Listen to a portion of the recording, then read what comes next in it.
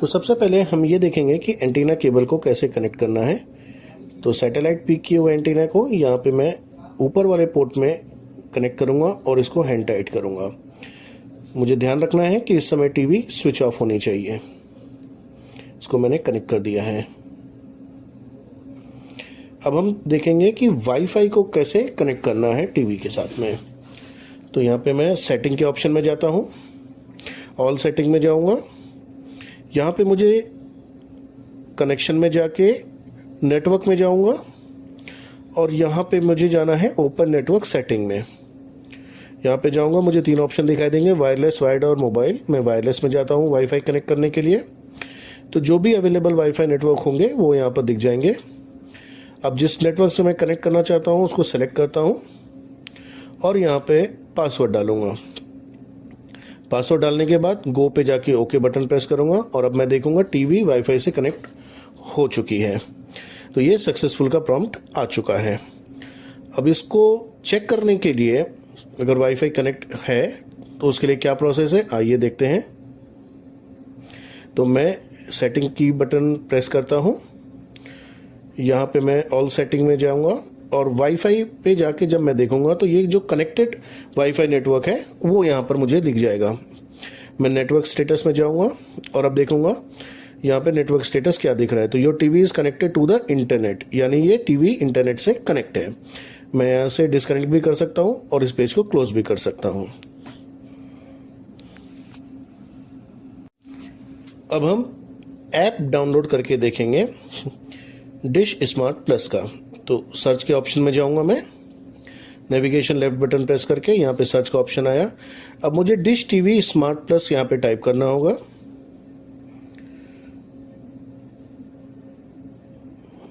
Dish TV smart plus,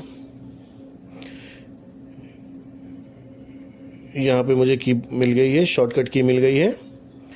मैं okay करता हूँ।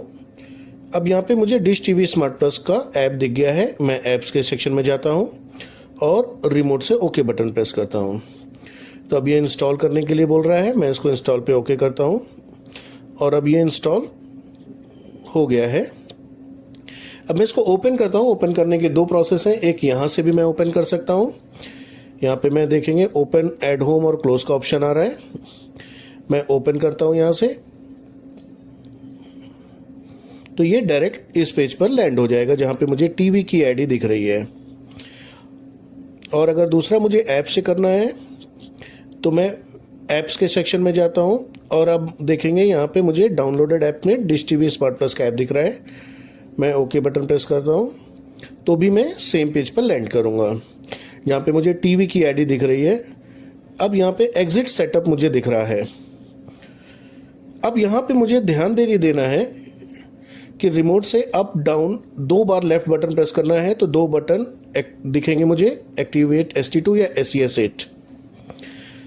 यहाँ पे अप डाउन 2 बार लेफ्ट बटन दबा के ये बटन इनेबल हुए हैं और मुझे इस बात का ध्यान रखना होगा कि एक्टिवेशन इस पेज पर आने से पहले सैमसंग टीवी की का हो जाना चाहिए।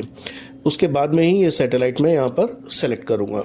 तो जो भी रिक्वायर्ड सैटेलाइट है टिकट के अकॉर्डिंग मैं उसको सेलेक्ट करूँगा। जैसे मैं यहाँ पर SES8 सेलेक्ट करता हूँ तो साइनिंग अप प्लीज़ वेट आ रहा है। अब ये इनिशियलाइजेशन हो रहा है, वेट करना पड़ेगा हमें।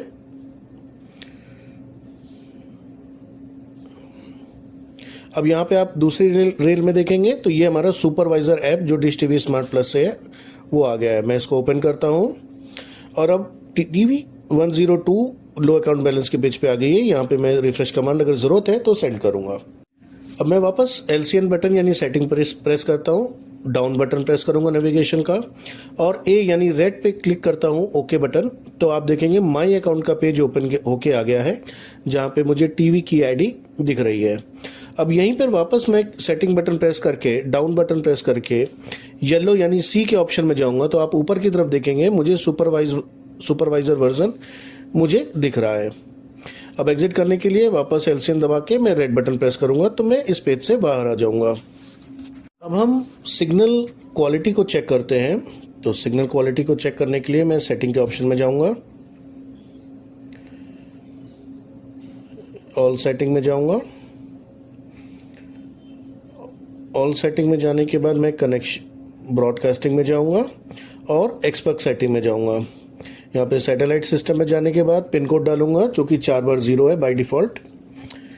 4 बार 0 डालने के बाद यहाँ पे मैं LNB सेटिंग में जाऊंगा। जब मैं ओके बटन प्रेस करूंगा तो आप देखेंगे ट्रांसपॉन्डर वाइज सिग्नल क्वालिटी मुझे दिखनी स्टार्ट हो गई है। अब यहाँ पे मैं बैकग्राउंड में जैसे चैनल चेंज करूंगा तो transponder according to channel change होते जाएंगे और हर एक ट्रांसपॉन्डर की सिग्नल क्वालिटी मुझे यहाँ पर दिख जाएगी। ट्रांसपॉन्डर पे ओके बटन अगर मैं प्रेस करूंगा तो लिस्ट खुल जाएगी ट्रांसपॉन्डर की, जहाँ पे मैं पोलैरिटी हिसाब से चेक कर सकता हूँ। अब टीवी पर चैनल कैसे चेंज करना है इसको देख लेते हैं। तो रिमोट में जो LCN बटन है इसको मैं ऊपर की तरफ करूंगा तो आप देखेंगे चैनल बढ़ रहे हैं और नीचे की तरफ करूंगा तो चैनल कम होते जा रहे हैं। LCN चेंज करने के लिए दूसरा ऑप्शन ये है, LCN का बटन प्रेस करता हूँ, यहाँ न्यूमेरिक कीपैड खुल के आएगा। जिस भी चैनल पर मुझे जाना है लेफ्ट राइट बटन के कॉम्बिनेशन से मैं उस LCN को सेलेक्ट करूंगा और मैं इस चैनल पर लैंड हो जाऊंगा।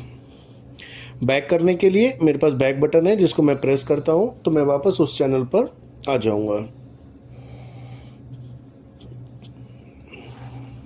अब ऑडियो लैंग्वेज चेंज करने के लिए मैं सेटिंग के ऑप्शन में जाता हूं वापस और राइट स्क्रॉल करता हूं। यहाँ पे मुझे ऑप्शन मिलेगा ऑडियो लैंग्वेज का, जो कि अभी मुझे इंग्लिश दिख रहा है।